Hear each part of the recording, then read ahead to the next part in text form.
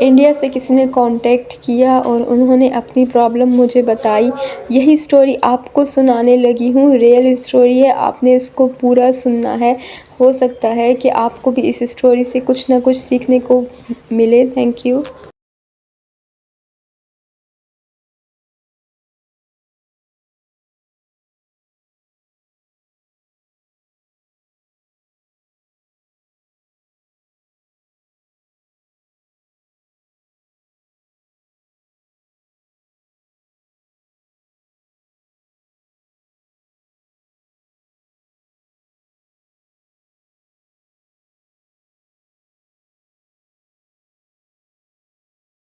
बिस्मिल्लाहिर्रहमानिर्रहीम। अस्सलाम वालेकुम।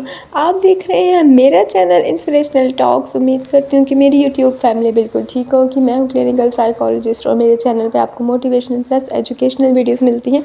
लेकिन आज मैं आपको एक स्टोरी सुनाऊंगी जो कि बिल्कुल रियल स्टोरी है। कल मुझसे किसी ने कांटेक्ट किया था और वो जो थे वो मेल थे। मुझे बता रहे थे कि मैं बिल्कुल मूव ऑन नहीं कर पा रहा। मुझे 10 से 12 मंथ्स यानी 1 ईयर कंप्लीट होने लगा है, लेकिन मैं उसी डिप्रेशन में हूँ, वही ओवर थिंकिंग, वही सब कुछ। मूव ऑन मुझसे नहीं हो रहा। तो फिर मैंने उनसे बोला कि अच्छा बताएं कि आपकी स्टोरी क्या है, रीज़न्स क्या है, क्यों आप मूव ऑन नहीं कर पा रहे। तो उन्होंने मुझे बताया कि मेरा एक लड़की के साथ मेरी फ्रेंड भी थी और उसके साथ मेरा रिलेशनशिप भी था तकरीबन 3 साल से। और हम दोनों आपस में मिलते थे, बात करते थे। उसका मेरे घर आना, मेरा उसके घर जाना, कोई ऐसी ख़ास पाबंदी नहीं थी क्योंकि फ्रेंड भी थी और नेबर भी रह चुके हैं, तो ऐसा मसला नहीं था। इसके अलावा उसने ये भी बताया कि हमारी जो बात है वो भी तकरीबन चल रही थी कि हमने शादी करनी है, एक दूसरे से ही करनी है, इसके अलावा नहीं करनी। तो वीक में हम 3 दफ़ा तो मिल ही लेते थे। तो मैंने उनसे कहा कि किस हद तक आपका रिलेशनशिप था। एक तो नॉर्मल मिलना होता है ना कि आप बैठ जाते हो जूस शॉप पे, या अगर आप घर पे भी मिल लेते हो तो बातचीत कर लेते हो, साथ टाइम स्पेंड कर लेते हो, और बस यहाँ तक। तो उन्होंने कहा नहीं, हमारा जो मिलना था, इवन हम फ़िज़िकली इन्वॉल्व थे एक दूसरे में और कोई लिमिट्स नहीं थी हमारे दरमियान। मैं जो कहता था लड़की वही करती थी, या वो जो बोलती थी मैं वही करता था। इनफैक्ट वो अपनी फैमिली से भी मेरे लिए अक्सर लड़ाई कर लेती थी, स्टैंड ले लेती थी। अगर उसकी फैमिली किसी चीज़ से रोकती थी, उससे मना करती होगी, ज़ाहिर है, तो वो कहता था वो उनके ख़िलाफ़ भी जाके मेरे साथ बैठती थी, मेरी बात मानती थी, जो मैं कहता था वही करती थी। हम एक दूसरे को हस्बैंड वाइफ समझते थे और हमारे माइंड में ये चीज़ें थी ही नहीं कभी कि मतलब हमने कभी अलग होना है या इस तरह। तो पहले तो वो लड़का नहीं बता रहा था कुछ बातें, लेकिन फिर मैंने उसे कहा कि अगर आप क्लियरली नहीं बोलेंगे तो मैं आपकी कोई भी हेल्प नहीं कर सकती।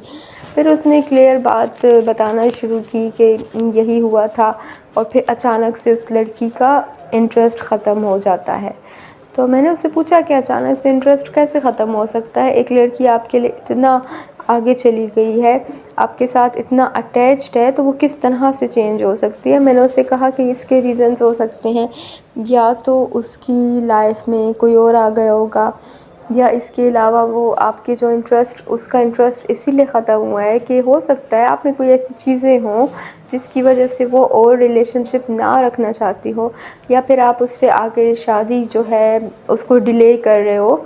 तो वो बताने की कोशिश तो इतना नहीं कर रहा था अपने बारे में, क्योंकि वो बस एक लड़की का ही कह रहा था कि इंटरेस्ट ख़त्म है, इंटरेस्ट ख़त्म है, अपना नहीं बोल रहा था। लेकिन फिर लास्ट में पता चला कि हाँ, वो वाकई में शादी को ही बहुत कन्विंस करने के बाद सामने आया है कि शादी को ही वो डिले करने की कोशिश कर रहा था कि अभी नहीं, अभी टाइम दे दो, अभी इस तरह। तो इस वजह से वो लड़की साइड पे हो गई।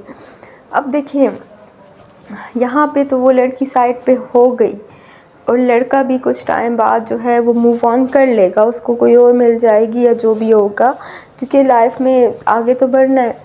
लेकिन यहाँ पे नुकसान किसका हुआ है? उस लड़की का हुआ है। आप कम से कम इस चीज़ को तो समझो कि आप किसी के साथ इतना इन्वॉल्व हो गए हो बिना शादी के या बिना निकाह के, पहले तो मैं ये कहती हूँ कि रुखसती से पहले ये होना ही नहीं चाहिए, लेकिन आपकी सिर्फ बात ही चल रही थी, आपको श्योर नहीं था कि होना उसी के साथ है।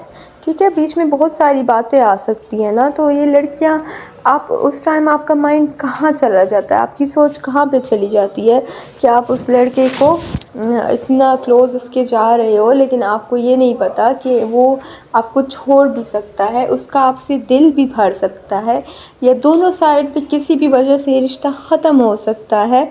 तो प्लीज़ मैं आप सब से ये रिक्वेस्ट कर रही हूँ, जितनी लड़कियाँ हैं ये वीडियो देख रही हैं, वो इस बात को समझे कि शादी से पहले कहने से कोई हस्बैंड या वाइफ नहीं होता।